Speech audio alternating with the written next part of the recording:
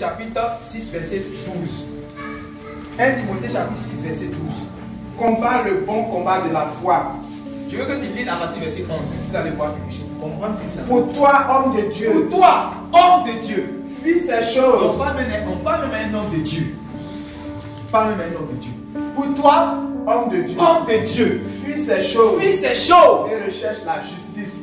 Et recherche la justice. La piété. Recherche la piété. La foi. La foi. L'amour. L'amour. La patience. La patience. La douceur. La douceur. Combat le bon combat de la foi. Donc, tout ce qu'il est en train de dire là, quand il dit combat le bon combat de la foi, voilà ce qu'il est en train de dire.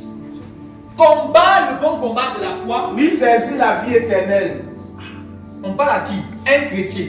On lui dit que, il doit combattre pour saisir la vie éternelle. Vous comprenez, non? Un chrétien doit combattre pour saisir la vie éternelle. À laquelle tu as été appelé. Il faut qu'on s'assoie ici d'abord. C'est-à-dire qu'il doit combattre pour saisir la vie éternelle. Ça veut dire que quand tu combats le combat de la foi, c'est pour un but. On ne combat pas le combat de la foi pour rien. On combat le combat de la foi pour la vie éternelle. Nous tous là, c'est pour la vie éternelle qu'on combat le combat de la foi. Ce qui a été accompli dans notre vie, c'est la délivrance de notre péché. Amen. Mais on doit être maintenu dans cet état. Maintenant, pour se maintenir dans cet état, pour se conserver dans l'amour de Dieu, pour se conserver dans la grâce de Dieu, tu vas mener un combat rude, avec persévérance et endurance avec le diable, avec la chair, avec le monde, avec les inquiétudes de ce monde, avec les soucis de la vie, avec l'orgueil de la vie, avec tout ce qui est les démons qui sont dans le monde. Tu vas combattre pour ne pas qu'ils puissent t'arracher ce que Dieu t'a donné, pour ne pas qu'ils puissent faire mourir ce que Dieu t'a confié. Combat le bon combat de la foi pour saisir la vie éternelle. Oui. Pour saisir la vie éternelle à laquelle tu as été appelé. Donc nous tous qui sommes ici, nous sommes appelés à la vie éternelle, appelés à saisir la vie éternelle. Oui. Et pour laquelle tu as fait une belle confession. Vous avez vu ce que le frère Richemont est venu faire ici. Vous avez vu, c'est devant nous tous, non? Oui. Et pour laquelle tu as fait une belle confession. Et pour laquelle tu as fait une belle confession. Je sais que maintenant je suis pardonné par Dieu. Alléluia. Amen. On dit Amen, nous sommes contents. Amen. Et nous sommes toujours contents. Alléluia. Mais ce n'est pas fini. Oui. En présence d'un grand nombre de témoins. Oui. Je te recommande devant Dieu qui donne la vie à toutes choses. Oui. Et devant Jésus-Christ qui fit une belle confession devant Ponce Pilate de garder le commandement et de vivre sans tâche. Ouais, combattre le bon combat, c'est garder quoi? Le commandement et de vivre sans tâche. Et de vivre sans tâche, sans reproche. Sans reproche. Jusqu'à l'apparition de notre Seigneur Jésus-Christ. Pas pour un temps. Pas pour un temps. Nous, on ne doit pas croire pour un temps. On doit croire jusqu'à l'apparition de notre Seigneur Jésus-Christ. Est-ce que quelqu'un comprend cette question? On doit croire jusqu'à l'apparition de notre Seigneur Jésus-Christ. Ça veut dire que même si tu as cru quand le Seigneur n'est pas mort là, et le Seigneur n'est pas venu là, ça veut dire que tu dois croire jusqu'à ta mort. Il y a deux chronos au ciel. Il y a le chrono de ta mort, puis il y a le chrono de l'avènement du Seigneur Jésus. Ça, tu vas chambouler les choses de la terre par rapport à ta vie. Par rapport à ta vie, c'est qui va chambouler les choses. Par rapport à ton âme, c'est qui va chambouler les choses. Chambouler les événements de ton âme. Il y a trois choses. C'est-à-dire que si tu as eu la grâce de croire au Seigneur Jésus, il y a un chamboulement. Amen. Même celui qui n'a jamais cru, il y a deux choses. Sa mort ou l'avènement du Seigneur Jésus. Alléluia.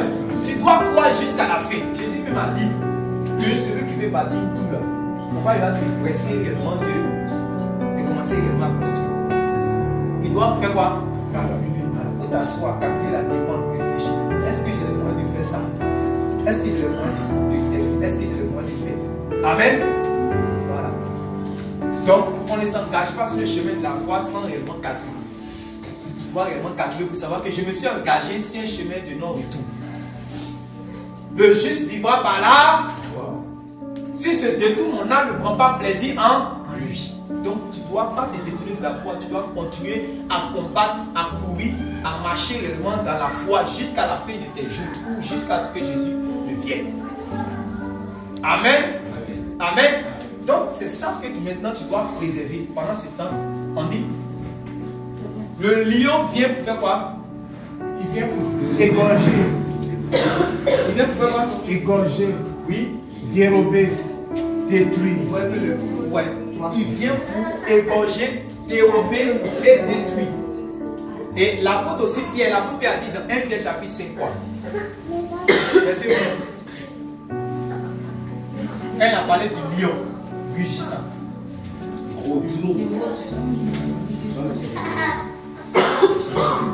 Je suis le verset qui connaît le verset.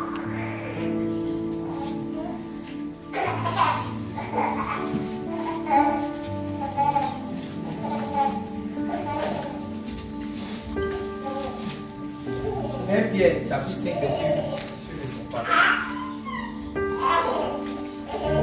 C'est ça, on dit quoi? Soyez sobres. Oui. Veillez. Soyez sobres, veillez. Pourquoi tu dois veiller? Parce qu'il y a quelqu'un qui cherche à dérober quelque chose que Dieu t'a donné. Il y a quelqu'un qui cherche réellement à détruire ce que Dieu t'a donné. Donc tu dois veiller. Chaque fois Jésus parle, il dit veillez. Chaque jour qu'il parle, veillez, veillez, veillez. Parce que réellement ce que tu as reçu là, tant que réellement tu es en vie, tu dois travailler pour garder cela. Tu dois être comme ton propre vigile. Ouais, on prend les sociétés là, on met les sentinelles, les vigiles. Tu dois toi-même être ton propre vigile. Selon qu'il est écrit, garde ton cœur plus que toutes choses. Toi-même tu dois veiller. Oui. Votre adversaire, le diable. Votre adversaire. Adversaire de qui? Il n'est pas adversaire des païens. Amen. Il est le père des païens. Si je ne suis pas encore baptisé, si je ne suis pas repenti, je ne suis pas encore baptisé, je n'ai pas reçu l'Esprit de Dieu, je ne suis pas adversaire du diable. Je suis ami du diable. Je suis enfant du diable. Mais c'est quand je dis au diable, laisse-moi, je m'en vais sur Jésus, je divorce avec toi. Tu n'es plus mon père. Que tu es chez Dieu là. À partir de ce moment, c'est-à-dire que le diable et tous les démons réellement jugent que toi là, ils vont te combattre jusqu'à la fin de tes jours. Que, en tout cas, ils vont te combattre jusqu'à la fin de tes jours. Maintenant, c'est pour ça que Jésus sait que quand le jour tu as cru en lui, quand il t'a pas encore, comme il t'a pas enlevé directement pour te voir au ciel, il te donne sa parole, ses conseils, pour te montrer comment tu dois marcher. De sorte à ce que ton adversaire ne vienne pas te détruire. Ton adversaire là, il n'y a pas plus persévérant que lui. Un jour, il y a une servante de Dieu. Ça peut faire au moins peut-être 8. Ça peut faire au moins 10 ans. 9 à 10 ans comme ça. Elle m'a dit que, en tout cas, elle nous a vu bien zélés comme ça. Elle a dit en tout cas c'est bon que le Seigneur nous fortifie. Mais je vais vous dire une chose. Qu'il y a quelqu'un pour courir avec quelqu'un.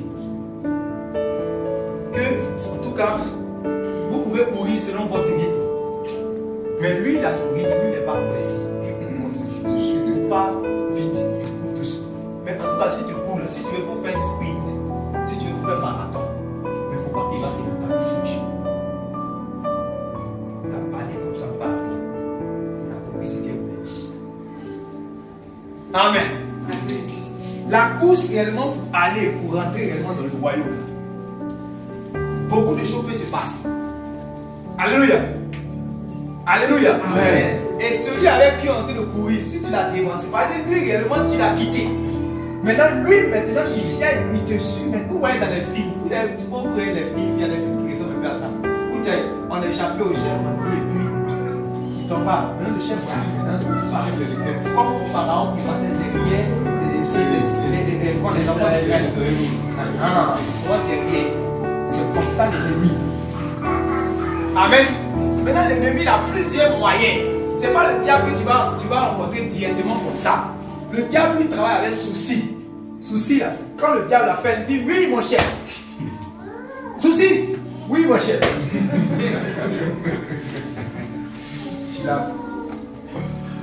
Lui, attaquez-le. Oh, les soucis tuent la foi. Les soucis enlèvent la parole. Jésus a parlé de ça. Quand il a parlé des 4 types de guerre, il a dit que les soucis de ce siècle. Donc, quand le malin, le diable, quand il appelle son élément, quand il dit souci, court comme ça, il dit oui, mon chef. Lui, il dit qu'il m'a abandonné, il veut servir Jésus. Ok, je te donne 20 ans. Combat-le pendant 20 ans. Vous comprenez? Vous comprenez ça? Combat-le jusqu'à. Maintenant, si le gars a vécu dans les soucis, amen, pendant 20 ans, il était toujours en vie, le diable est persévérant. Donc, voit encore un autre capora. Dit l'orgueil. Dès qu'il dit orgueil dit en même temps. Oui, mon chef. Dit que lui, il a vaincu le souci. Maintenant, allons-y. Et puis, il ne faut pas l'attaquer, chef. Va avec la séduction. Allez-y, vous deux. Il dit séduction. Oui, mon chef. Allez-y, vous deux. Donc, vous voyez que ce n'est pas l'amusement. Alléluia. Amen. Ce n'est pas l'amusement. Quand vous voyez qu'on est en train de marcher, Dieu court, il y a beaucoup de choses, il y a d'autres qui sont bons, c'est parce qu'on a attaqué. C'est le travail du diable. Et lui est là, on dit, il vient pour. Il faut lire le texte, il dit quoi? Le chapitre. Oui, il rôde. Comme un lion rugissant. Comme un lion rugissant. Cherchant qui il dévorera. Pourquoi il cherche? Parce que lui, il a peur du troupeau. Oui, il ne peut pas, il est malin, il est rusé. Comme vous regardez National Geographic, vous voyez les gnous, ou bien les zèbres, en tout cas les herbivores, voilà. Vous les voyez ensemble quand ils sont regroupés. C'est quel lion qui est fou et puis il va comme ça et puis il prend en même temps. C'est quel lion qui est fou qui fait ça? Le lion rôde et puis calcule. Mais qui est faible? Mais qui aime les soucis, mais qui aime les problèmes, qui aime l'argent. Lui, il aime l'argent. Voilà. C'est lui-là, je peux moyenner facilement avec. Dit, quand il appelle avec l'argent, allons-y. Maman, allons-y. Donc, c'est dit qu'il regarde maintenant, on dit rôde. Vous voyez, il rôde comme un lion et il cherche qui il va. Ça veut dire que ce n'est pas facile. Quand on est ensemble, c'est pour cela que l'ennemi fait tout aussi pour que les gens se distraient du troupeau. Quand vous voyez les gens se distraient du troupeau, là, c'est l'œuvre du diable. C'est pour cela ceux qui intercèdent là, intercédons. Alléluia.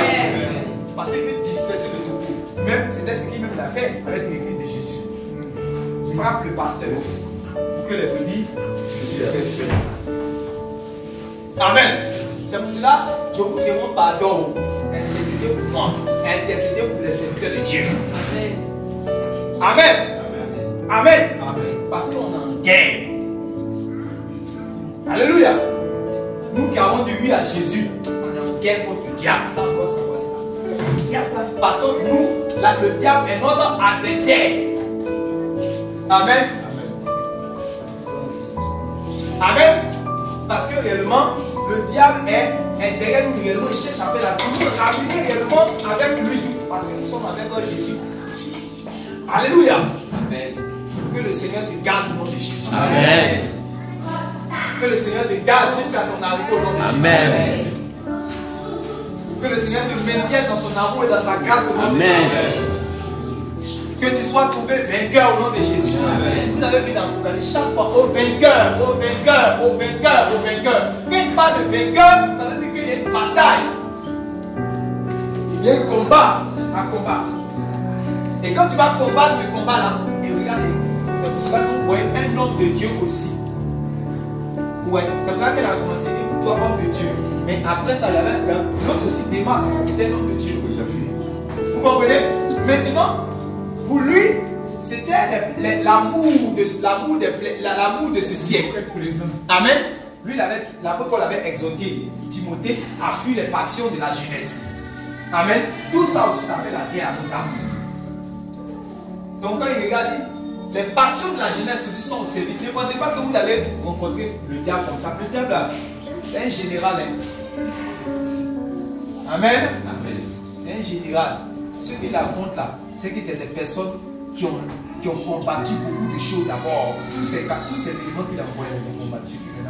Quand vous le voyez dans le désert aller affronter Jésus là, c'est parce qu'il a envoyé beaucoup, n'ont pas pu. Est-ce pas Jésus pouvait dire, le pain de ce monde arrive, mais en moi il n'a rien. Alléluia. Amen. Ma prière, le vœu de mon cœur, c'est que le pain de ce monde qui est le lion, il cherche. Mais quand il ne voit pas les choses, il ne voit pas réellement les choses qui lui appartiennent en toi. C'est pour ça que nous prêchons réellement ce type de paroles, afin que les choses du diable réellement qui peuvent être en toi soient éjectées de ta vie au nom de Jésus. Amen. Jésus n'a pas dit que le pain de ce monde arrive et en moi il n'a rien juste parce que lui est le fils de Dieu. Non. C'est parce qu'en réalité même là, il n'y a pas l'orgueil, il n'y a pas les soucis, il n'y a pas les inquiétudes, il n'y a pas les passions de la jeunesse, il n'y a pas de la mondanité, il n'y a pas la frivolité, il n'y a pas la vantardise, il n'y a pas l'orgueil en lui. En moi il a rien. Et ma prière, mon souhait, ce que je demande à Dieu, c'est que ce matin, nous tous qui sommes réunis dans la présence de Dieu, l'ennemi n'est pas réellement quelque chose de lui en nous. Amen. C'est ça, c'est ces émissaires réellement qu'il envoie avant que lui-même réellement dans nous. Mais il faut que tu puisses savoir cela. Que ton adversaire c'est le diable. Comme vous lisez dans Apocalypse chapitre 12, on dit que nuit et jour, il cesse réellement d'accuser. C'est un accusateur. Alléluia. Un accusateur. Il cherche réellement à accuser réellement les enfants de Dieu. C'est pour cela qu'on va voir un serviteur comme Démas. C'est l'un des passages les plus tristes de la vie. On ne pouvait jamais savoir. Combien la première fois il va car Démas m'a abandonné. On a parlé de Démas. Démas, c'est quand l'apôtre Paul salue les serviteurs, il parle de Démas, tout ça là. Et puis quand on arrive sur Démas, quand il disait ça pour la première fois, Démas m'a abandonné. Je pensais que genre c'était peut-être maladie qui a fait qu'il a abandonné. Mais on dit, amour du siècle présent. Démas. Vérifie ton cœur. Examine ton cœur. Regarde réellement ce qui est réellement. C'est-à-dire que les choses que tu aimes, qui ne glorifient pas le nom du Seigneur, il faut te dépasser. Parce que ça t'est rattrapé devant. Amen. Ça t'est rattrapé devant. C'est juste une chose est sûre. Tu peux être dans l'église, mais si tu aimes le monde, c'est sûr que tu as abandonné Jésus. C'est sûr que le droit de Dieu va nous quitter ici. Tu seras plus ici. C'est moi aussi le pasteur qui enseigne ici là. Si j'aime le monde là, c'est sûr que peut-être on peut me donner 3 dans 5 ans. Il y a une autre chose, mais ça va changer. Ou bien tu as abandonné le Dieu. Regarde ton cœur, examine-toi, regarde, tu aimes le monde. L'apôtre Jacques dit ceux qui aiment le monde, ce sont des adultères. Il dit adultère. Vous ne devez pas réellement aimer le monde. Quand tu as dit oui à Jésus, tu ne dois pas aimer le monde. Amen. Parce que le monde c'est l'ennemi du Seigneur Jésus. C'est l'ennemi de Dieu. Alléluia. Donc nous devons réellement nous examiner. Pour finir la course. Faisons en sorte de finir réellement la course. Pour ne pas être réellement comme Démas. Je vais m'arrêter là. Comme Démas réellement qui sur le chemin, voilà, s'est disqualifié et on dit qu'il aimait le monde. C'est la partie qui me fait mal. C'est la partie la plus triste. Une des lettres les plus tristes. Sinon la lettre la plus triste, le verset le plus triste. Regarde, qu'est-ce qu'il peut te faire que tu vas abandonner Jésus? Qu'est-ce qu'il peut me faire que je vais abandonner Jésus? C'est pourquoi tout à l'heure on a parlé de ceux qui ne sont pas dans la maison. Maintenant on parle de ceux qui sont dans la maison. On a parlé de ceux qui ne sont pas réellement dans la bergerie. Maintenant on parle de ceux qui sont dans la bergerie. Si c'est vrai, tu es dans la bergerie, mais ce n'est pas encore fini. Il faut continuer à combattre le combat de la foi pour que ta foi ne se perde point. On parle des immigrés et filettes. Et puis Alexandre, qui ont fait un naufrage par rapport à la foi. Que ta foi soit maintenue jusqu'à l'avènement du Fils de Dieu. Amen. Que ta foi augmente encore davantage. Que les persécutions ne viennent pas réellement engloutir ta foi. Amen. Que les plaisirs, les distractions qui sont dans le monde ne viennent pas réellement tuer la foi. Il y a beaucoup de choses réellement qui tuent la foi. Mais mais que ta foi soit vivante, que ta foi résiste à tout vent, toute flèche enflammée de l'ennemi au nom de Jésus. Amen. Dans le découragement, l'ennemi vient d'essaimer réellement des choses bizarres dans le corps de Christ. Les gens vont commencer à se haïr, se critiquer. Des petits mésententes. L'autre dit genre, si c'est bon, si ça coule de ça, bon, c'est bon, je ne mange plus avec vous, je m'en vais. Tout ça, ce sont ses plans. C'est pour ça que nous devons prier pour tout ce qui est les commérages, les critiques. C'est le diable. C'est lui qui envoie ça pour tuer la foi, pour que les gens puissent se séparer de la bergerie, du troupeau. Alors qu'il est écrit dans Hébreux chapitre 10, verset 5, que nous ne devons pas abandonner quoi? Nous ne devons pas abandonner quoi? Nos assemblées. Puisque vous savez que le jour du Seigneur est proche, nous ne devons pas abandonner nos assemblées. Nous devons encore de plus en plus nous fortifier. Moi qui suis ici, c'est vrai que je prêche, mais j'ai besoin de vous. Et vous avez besoin de moi. Amen. Alléluia. Amen. Et c'est ensemble qu'on va se souder. C'est ensemble qu'on va se fortifier. Et quand on est ensemble, le lion ne peut pas rentrer comme ça. Que le feu de la prière de l'intercession soit toujours allumé dans cette assemblée. Amen. Que ceux qui se lèvent pour aller dans le monde, pour retirer les âmes de l'enfer, pour les emmener dans le royaume, que le feu soit encore activé au nom de Jésus. Amen. Que ceux-là qui ont pris également des résolutions pour commencer à évangéliser, que ce soit ceux-là, ceux ou un groupe, que le Seigneur donne encore le zèle davantage. Amen. Que ceux-là ou celles-là qui ont pris le soin de se mettre à part, de refuser de manger toutes les bonnes nourritures de ce monde pendant un jour, et se consacrer dans la prière, verser des larmes, pour que l'amour de Dieu, la charité, la foi, soit le partage de cette assemblée. Que Dieu vous bénisse. Amen.